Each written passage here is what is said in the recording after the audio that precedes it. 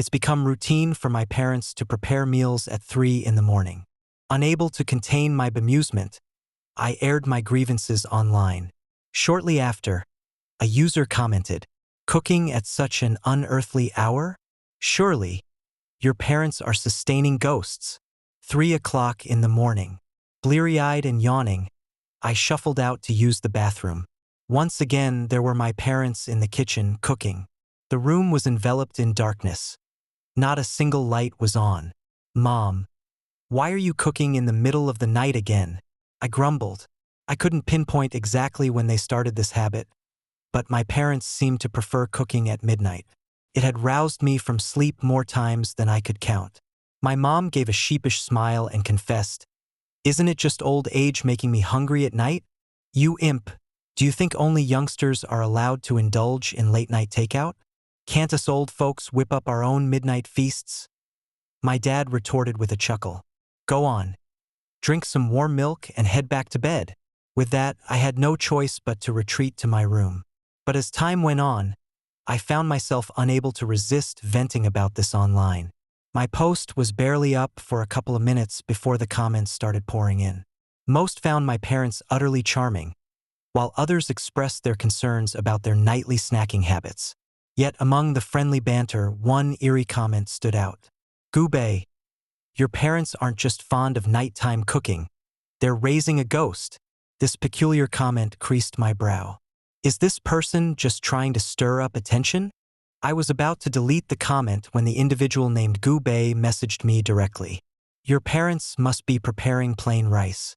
And they certainly do it at 3 in the morning, the hour when in energy peaks. Such timing for cooking can only mean it's meant for ghosts. They must be harboring a ghost at home."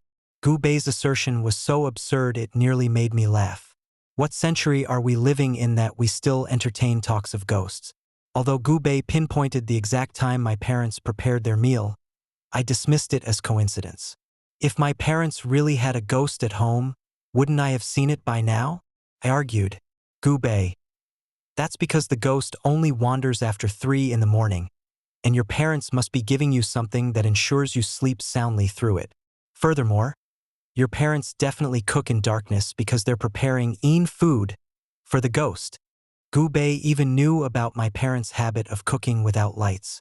I started to feel genuinely unnerved, especially since I always fell into a deep sleep after returning to my room. The thought of the warm milk my dad routinely gave me suddenly felt ominous. Yet, these clues alone were hardly enough to make me believe. My parents are regular workers, epitomes of integrity.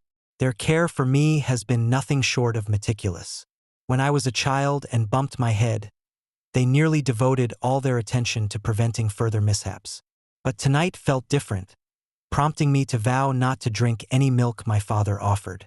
3 in the morning. The familiar sounds of my parents cooking roused me again. I stealthily opened the door and stepped out. In the pitch-black kitchen, the clash of cookware resonated. Tonight, the moon offered no light. The darkness was so profound I had to use my phone's light to guide me. Yet my parents cooked with unerring precision. This eerie precision brought Goobay's words to mind. He had suggested a ghost was directing my parents' culinary efforts. As this thought settled, a cold sweat broke across my forehead, my heart racing. Breath held, I edged closer to the kitchen. Under the dim glow of my phone, I glimpsed the figures of my parents. Their faces were devoid of emotion, their movements unnaturally stiff. I was about to shout to them when I abruptly halted. Fear expanded my pupils instantly. Between the shadows of my parents on the floor, I saw an additional, closely clinging shadow, nearly merging with theirs. Yet, unmistakably, there was no one between them. Their movements were puppet-like, seemingly manipulated by an unseen force. My mother stirred mechanically, and alarmingly, there was no flame beneath the pot. Could it really be, as Goobay claimed, they were preparing a meal for a ghost? My throat clenched tight, leaving me mute. Suddenly, my father saw me. "Did we disturb your sleep again? Lower your voice, dear. You've roused our daughter." At my father's words, the mysterious feet vanished. My heart hammered in my chest, my face pale. What delicious meal are you preparing? Might I try some? This was the first time I ventured closer. But the pot held no food, only raw rice, precisely as Gubei had described. The mixture of raw rice and incense ash looked unnervingly strange. My mother stood blocking the pot, obscuring my view. Her face was deathly pale in the darkness, her lips disturbingly red. "Mom, what are you preparing? Why is there raw rice in the pot?" I inquired, my voice trembling. Frustrated, my father smacked my head. "Have you forgotten? Tomorrow marks your brother's Memorial Day. This raw rice and incense ash are tomorrow's offerings for your brother. Notice this pot. It's not the one we use daily for cooking." I inspected the pot, and it was definitely not the usual one. Tomorrow was indeed the commemoration of my brother's passing. Although he was my brother, I knew him only from photographs. His features were gentle, his smile charming, undeniably a kind-hearted boy. Regrettably, he had passed away before my birth. My parents had always been tight-lipped about the cause, never sharing details with me. I learned from my grandmother that he had died in a car accident. Allegedly, it followed a heated argument with my parents. He had stormed out without eating, only to be struck by a drunk driver. The accident was devastating. His neck was completely severed. Indeed, my parents faithfully made annual offerings for my brother. Relieved, I chided myself for nearly believing that con artist, Gubei. "You've got school tomorrow, so drink up your milk and go to bed." My dad presented me with another glass of milk. I refused, saying, "Not tonight." Yet, their piercing gaze fixed on me. Their eyes narrowed slightly, their mouths unnervingly synchronized into a smile. "Milk can soothe you after a midnight awakening." Feeling their persistent gaze, I reluctantly sipped the milk. "I'm going back to sleep." Once in my room, I immediately spit out the milk and lay down, feigning sleep. Minutes ticked by, about 10, before the door handle creaked as it turned. Then the door swung open with a chilling squeal. I kept my eyes shut tight, focusing on maintaining even breaths. Someone entered. "Sweetie, are you asleep?" my father whispered. I remained silent. "She appears to be asleep," my mother noted slowly. Their footsteps approached a corner of my room. I cautiously peeked and saw my parents placing the raw rice before a dark red door. They knelt, pressed their hands together, and murmured incessantly. I strained to listen to what they were saying. At last, their words became clear. "Xiaojiang, we'll be seeing you very soon. We miss you dearly, and we've found a new body for you. Rest assured, this body has been lovingly tended for over a decade." My mother's words sent chills coursing through me. Behind that red door was the room my brother had occupied before his death. My mother had locked it to spare me fright, so I had never set foot in there since my birth. A cold shiver raced from the soles of my feet to the top of my head. What could their words possibly mean? Then, something even more unsettling occurred. A soft, eerie creak sounded. I watched as the perpetually locked dark red door slowly swung open. A thin slit revealed itself. Beyond it lay impenetrable darkness, dense and bone-chilling. My breath quickened. I had this unnerving sensation that something truly horrifying lurked behind that door. The next moment, a ghostly, emaciated arm slowly reached out from the slit. The hand swiftly grabbed the bowl of rice. Soon, chewing sounds echoed from within. Though it was merely raw rice, the sounds mimicked the crunching of bones. It was sticky and revolting. Fear overwhelmed me completely. I was soaked in sweat, paralyzed with fright, unable to utter a sound. Then the entity behind the door slowly extended its head. Its head was grotesquely large, over twice the size of a normal human's, looking alarmingly strange. It hung low, as if the neck struggled to support its weight. I squinted, trying to discern the features of the face, but it was indiscernible. However, my parents, seeing this being, smiled pleasingly. Their lips curled unnaturally high, emitting sharp, unsettling laughter. My mother tenderly cradled the creature's head. "My son has grown robust. We'll be reunited as a family the day after tomorrow," she murmured. My father's head drooped, his sobs muffled. The bizarre spectacle made my skin crawl. I could not accept that this horrifying apparition was my brother. It murmured into my mother's ear. Suddenly, my mother spoke words that almost forced a scream from me. "Honey, Xiaojiang says Cece has been awake for a while now, secretly watching us."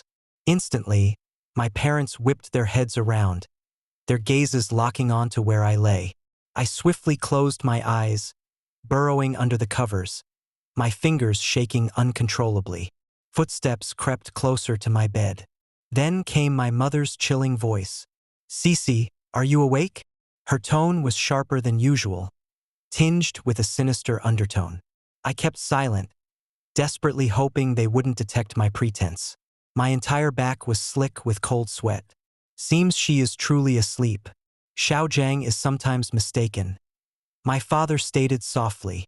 Mom simply responded with an "oh," and the diminishing sound of my parents' footsteps was soon followed by the door closing. I exhaled deeply, finally allowing myself to open my eyes. The door had returned to its original, locked state. I slid out of bed and approached the door cautiously. Trying the handle, I found it was securely locked, immovable. It seemed as though everything I had just experienced was nothing more than a hallucination. An empty bowl sat forlornly in front of the door, its contents of raw rice now gone. I pressed my ear against the door. Inside was an unsettling silence. The only sound was the pronounced beating of my heart. Summoning my courage, I crouched and peered through the crack under the door. Inside was pitch darkness. Initially, I could see nothing. As I was about to give up and stand, a pair of feet slowly came into view. These were cold, deathly pale, and unnaturally rigid. The feet inched closer, halting right by the door.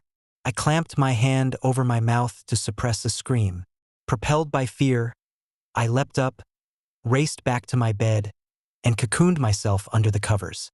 With trembling hands, I fetched my phone and messaged Gubei. "You were right. My parents are indeed harboring a ghost, and it seems to be my brother." I recounted to Gubei the eerie scene I had just witnessed. Gubei replied, "Your room conceals another within it, a typical room within a room. Such spaces are steeped in energy, gradually weakening any human occupants, rendering them vulnerable to possession. Your parents have resolutely decided that your brother's spirit should inhabit your body. The spirit of the unjustly deceased harbors deep resentment. The ghost in that room has evolved into something truly sinister. Once a malevolent spirit claims a body, it consumes the original soul entirely, leaving behind nothing but an empty husk.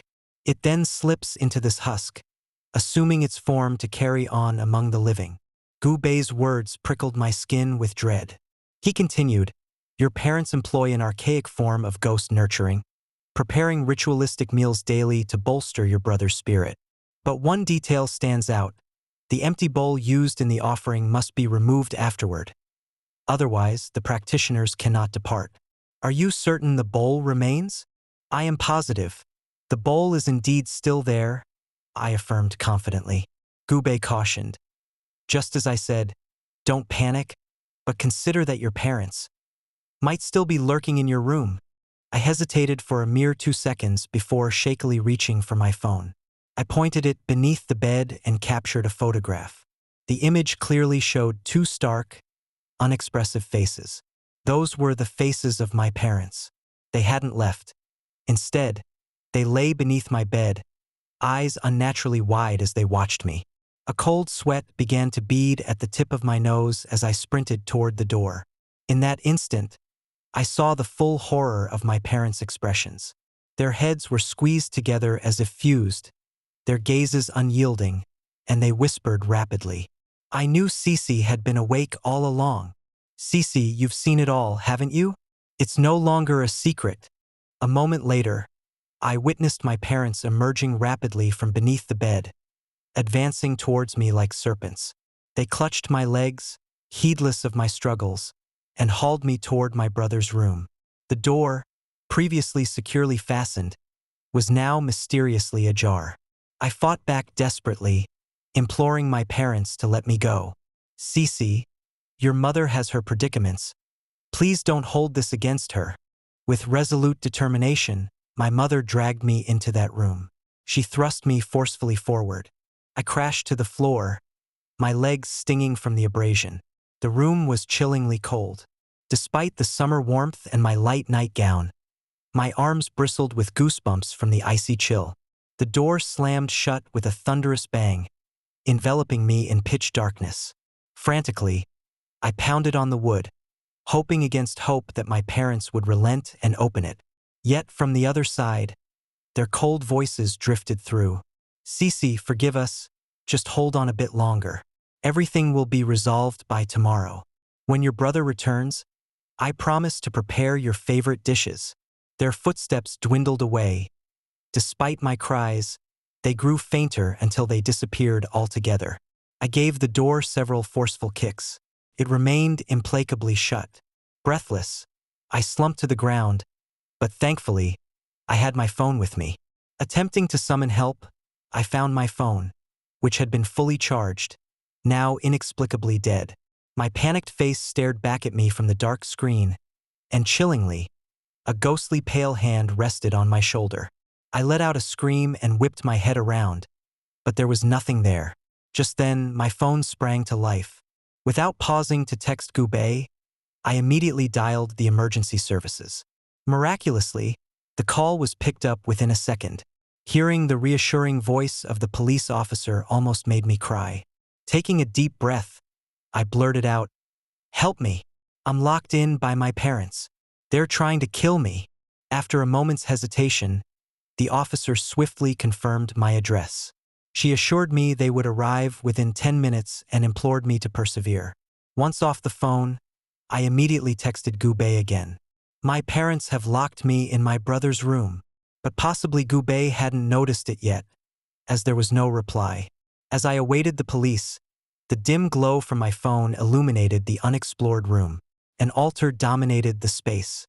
At its heart stood a portrait of my brother, his visage clear and seemingly smiling in the black and white photo. 3 sticks of incense were lodged in front of it, surrounded by their burnt ashes. Scattered on the floor were grains of raw rice. A black urn was placed near the portrait. The room was enveloped in an unsettling silence. However, after more than 10 minutes, I detected no sound from outside. Bewildered, I called the emergency services once more. It was the same officer on the line. "Have you arrived?" I queried. "We are already here, but I haven't heard any sound outside, and I'm locked in a room," I exclaimed in distress. Suddenly, my phone crackled with static. The officer's voice turned stuttering and intermittent. "I am right behind you." The voice through the phone turned piercingly sharp. I spun around abruptly. There, my brother's portrait faced directly at me, his smile now unmistakably more vivid than before. My heart hammered in fright. I tried several more times to reach the emergency services, but this time no calls could get through. A chilling, mechanical voice echoed repeatedly from my phone. "Hello? The number you have dialed is out of service area. Please try again later." A clammy sweat coated my palms. How could an emergency service number possibly be out of service? Unless something was deliberately interfering. Just then, Gubei finally sent a reply. "Sorry, your predicament seemed too complex for me alone, so I consulted my master. Lu Cece, brace yourself. Tonight will be extraordinarily challenging. If you withstand it, you'll preserve your life. If not, your body will be devoured by the evil spirit. So heed closely what I'm about to instruct. A person is endowed with 3 fires, one on each shoulder and the most crucial one atop the Intang point on your forehead. To seize your being, the evil spirit must first extinguish the fires on your shoulders. Once it snuffs out the flame at your Intang, it will have completely possessed you. You've been residing in that room within a room for years, and I'm afraid the ghost may have extinguished the fire on your left shoulder. I am en route to your location now, but it's a long drive and will take me at least 2 hours to reach you. In that time, that entity will try to frighten you, aiming to sap your yang energy. You must not be deceived by its tactics. What should I do then?" My voice quivered, tears threatening to spill. For the entirety of my life up until now, I'd been a resolute atheist. Confronted with this horrifying reality and betrayed by my own parents, I felt utterly cornered. In this moment, Gu Bei appeared as my sole beacon of hope. Gu Bei initiated a video call. Thankfully, my phone was fully charged, sparing me the worry of it dying mid-call. I answered the call immediately. On the screen, Gu Bei was seated in his car, his expression grave and seemingly about my age. Lu Cece, I need to teach you how to craft a talisman. Even though you're an ordinary individual, you are the blood relative of that malevolent spirit. Creating a talisman with your blood will considerably weaken your brother's spirit. Gu Bei spoke with intense seriousness. I nodded hastily, hanging on his every word. Gu Bei instructed me to find a piece of paper. After a brief search around the room, I managed to unearth a stack of yellowed papers in a drawer. As I lifted the stack of papers, my eyes abruptly narrowed. Scrawled frantically across them were the same urgent words. Do not trust Gu Bei. Do not trust Gu Bei. Do not trust Gu Bei. A sudden throbbing seized my head. My hands, clutching the papers, began to tremble uncontrollably. Why were these words here? Who had written them? Gu Bei seemed to perceive my altered expression. Lu Cece, what's wrong? He queried. I paused, torn on whether to share what I'd seen. Somehow, I found myself remaining silent. Gu Bei appeared to sense my turmoil and advised firmly, evil spirits will attempt many things to confuse you. In these moments, you must anchor your beliefs firmly. Don't allow the evil spirit to cloud your judgment. The more bewildered you become, the fainter your vital fires will glow. His words instantly bolstered my resolve. Maybe this was merely another ruse by my brother to mislead me. I shook my head, nearly swayed by the deceit. Now watch carefully, Lu Cece. I'm going to show you how to draw the talisman. The most potent site of yang energy in a person is at the tongue's tip. Bite through it and use the blood to draw the talisman. I nodded eagerly. But just as I mustered the courage to firmly bite down on my tongue tip, before my teeth could break the skin, I heard a faint whoosh. Someone was right beside me, softly blowing air onto my shoulder. Yet I could see nothing. My hair stood on end, and my expression was one of utter despair. Gu Bei. Something just. I'm aware, he said curtly. Gu Bei's expression turned colder and more intense. The fire on your right shoulder has been extinguished as well. Now the only fire left is at your Intang point. Lu Cece, try to remain calm. There's still a chance you can survive. I summoned my resolve, biting down hard enough to draw blood from my tongue. Following Gu Bei's instructions, I began to draw the talisman. Though not perfectly accurate, my skills as an art student helped me achieve roughly 80% similarity. Gu Bei nodded in approval. Affix this talisman atop your brother's urn, he directed. As I reached out to do so, an invisible force clamped around my hand. My hand was stuck, suspended in the air. Bluish finger marks materialized on my skin. At that moment, I ignored my fear. I gritted my teeth and contended with the force, pushing the paper toward the urn. Perhaps the blood from my tongue had some effect, for the force restraining me seemed to weaken. I managed to move my hand a little. Just as I was about to make one final push, something out of the corner of my eye caught my attention.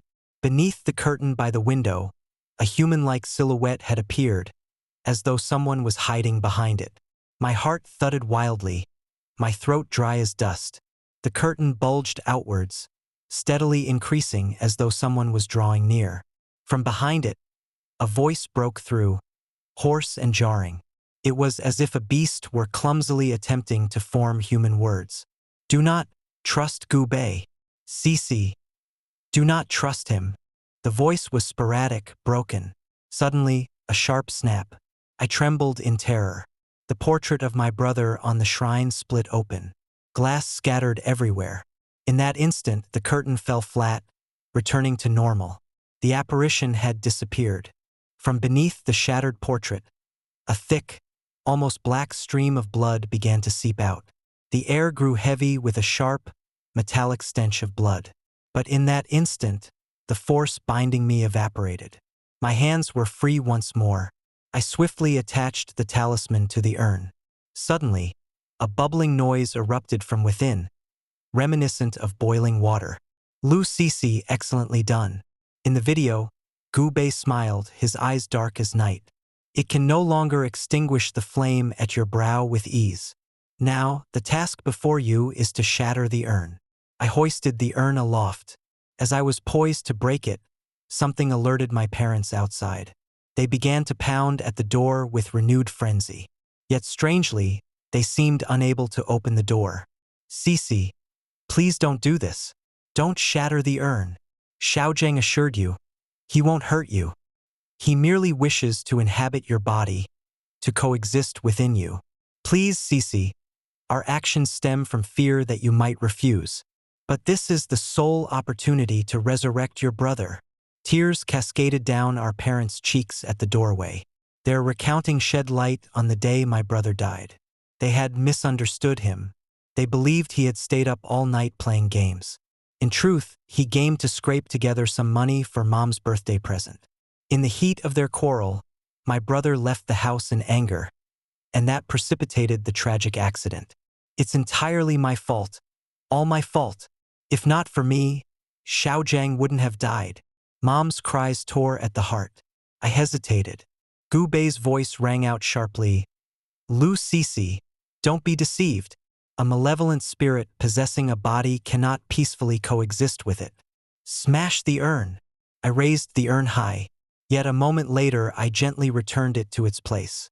Opening the door, I allowed my parents to enter. Their faces were marked by tears, their expressions lost. Gu Bei's brows knitted tightly, his face stern. Lu Cece, have you truly been naive enough to believe them? It appears I can no longer rescue you. Gu Bei, enough with the act. I've uncovered the truth. I fixed a cold gaze on him in the video. What do you mean? Gu Bei's expression chilled further. Half an hour before, shortly after Gu Bei instructed me on drawing the talisman, I unexpectedly received a new private message. It was from someone named Gu Sen. After much deliberation, I've decided to reveal something to you, despite your possible disbelief. Gu Bei was my brother, but he has long passed away. His social media account, used during his lifetime, had been long deactivated by our family. Stumbling upon the message he left you, I was astounded.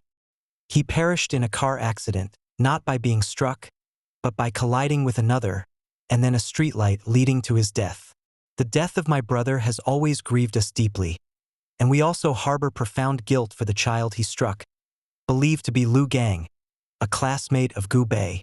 I blamed myself as his older brother for not guiding him properly. Yet, it turns out, my brother was much more of a stranger to me than I ever imagined. Gu San revealed that Gu Bei had suffered from congenital kidney disease. Their parents had consequently coddled Gu Bei extensively from his childhood. Gu Bei was introverted and had always been drawn to the study of mystical texts. Upon his death, as I sorted through his effects, I unearthed those texts. Filled with various horrifying methods, one spell was exceptionally sinister. It detailed how, by snapping someone's neck at a specified time, one could trade bodies with that person. Though I remained skeptical of such notions, it seemed Gu Bei believed in them, desiring to exchange bodies with Lu Gang to lead a normal, healthy life. Perhaps as retribution, after causing Lu Gang's death, Gu Bei himself suffered a fatal accident. Gu Bei has been deceased for more than 10 years, and tranquility prevailed until now. I'm unsure who has been impersonating my brother by using this account, but I urge you not to heed his words. Gu Sen had also sent me a photo of Gu Bei. The boy in the image was the spitting image of the Gu Bei I saw in the video. Clearly, Gu Bei was no longer among the living. He was the murderer of my brother. Upon hearing my accusation, Gu Bei's grin in the video twisted grotesquely to his ears. His eyes darkened ominously, becoming a deep, terrifying black. Who would have thought? My loathsome brother continues to disgust me. I should have been merciless back then. It should have been his body that was exchanged. Yet, thanks to your credulous parents, I posed as Liu Gang and convinced them my spirit could coexist with your body harmlessly, and unbelievably, they believed it.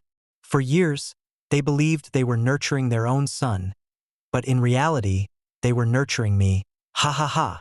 Your body is an ideal vessel for me, but that accursed Liu Gang, whom I thought had long since reincarnated, stayed fearing I might harm his family, aiming to protect you. I aimed to bewilder you, to have you shatter Liu Gang's urn and utterly disperse his spirit.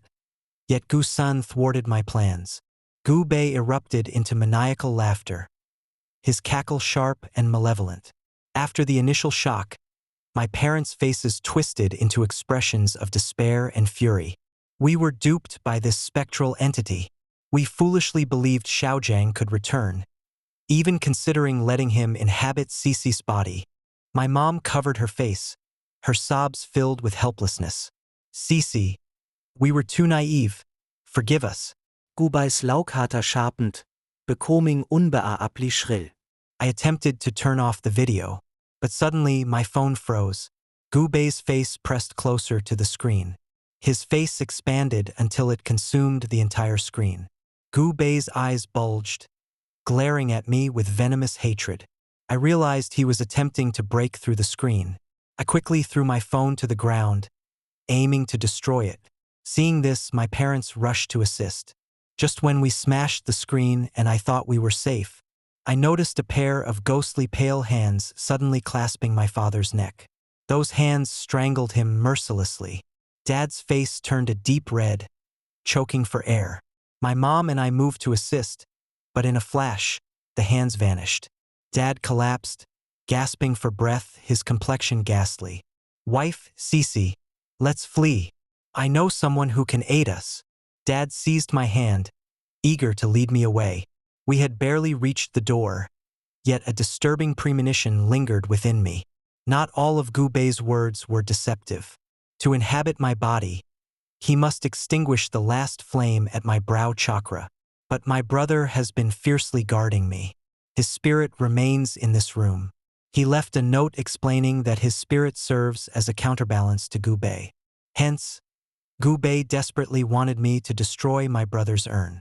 At this moment, I knew I should leave with my parents. Yet something felt profoundly wrong. It seemed I was missing a vital detail. What could it be? Just as my dad was about to pull me out, I suddenly snapped to attention. I released my dad's hand. Dad looked at me with concern. What's wrong? But I noticed, when did his pupils become so enlarged? They appeared unervingly dark. Mom, did brother have a birthmark on his hand? I asked, my voice faltering. My mom nodded, confused about why I was asking at that moment. The hands that were choking Dad had a black plum blossom birthmark. Once, my mom had shown me a photo of my brother. I had only glanced at it briefly, but the distinct birthmark on his pale left hand had stayed with me. My mom was shocked. But how could Xiaojiang? Summoning all my strength, I pushed my dad out and forcefully slammed the door shut. I pressed my back tightly against it. Tears of fear blurred my vision. Mom, do you recall Dad was hospitalized last week? He's been there since. He never came back. At my words, my mom's mouth hung open, her complexion turning deathly pale. We had either forgotten this, or it wasn't our forgetfulness but Gu Bei who had tampered with our memories. Dad had been urgently hospitalized for diabetes last week, mandated by his doctors. This meant that the man who had been with us all week wasn't my dad. Fear surged through me. Had I allowed him to lead me away just moments ago, he might have extinguished my last remaining flame. My mom crumpled to the floor. I've been sleeping next to a ghost this entire week. Honey, Cece, open the door. My dad was furiously pounding on the door outside. The door shook violently from his assaults. Together, my mom and I braced against the door, but our resistance was fleeting, and my dad burst in. At some point, he had acquired an axe. His eyes were inky black as he stared at us, his lips an eerie red. Yet from his mouth came Gu Bei's voice. Lu Cece, you are indeed far smarter than I had imagined. That damned Liu Gang has always been desperately trying to stop me, trying to warn you. But tragically, all these years, Your parents have unwittingly raised someone else's child. The stronger I become, the weaker Lu Gang becomes.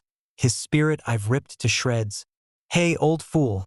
Did you ever imagine that the ghost you've been nurturing wasn't just any child, but the very killer of your son?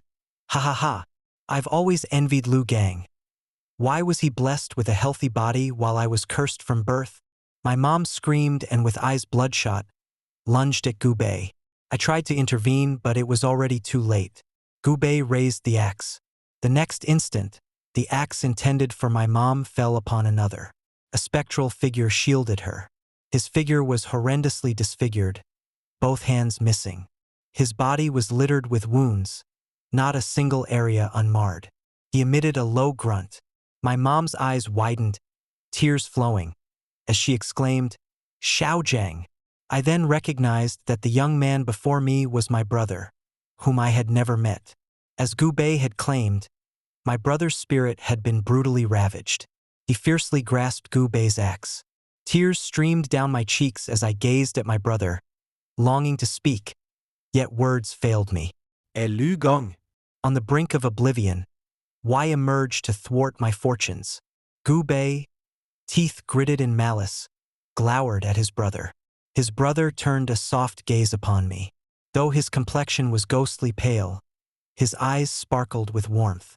Ever since you were small, I've kept an eye on you, and now you've blossomed into a fine young woman. My dear sister, how beautiful you've become, he sighed gently. Don't resent our parents.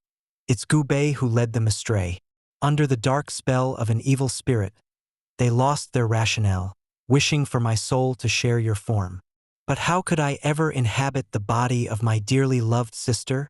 His hand moved to caress my face, but he hesitated, pulling away. Then he seized Gubei with determination. Despite Gubei's frenzied axe swings, his grip remained unyielding. Tears clouded my eyes.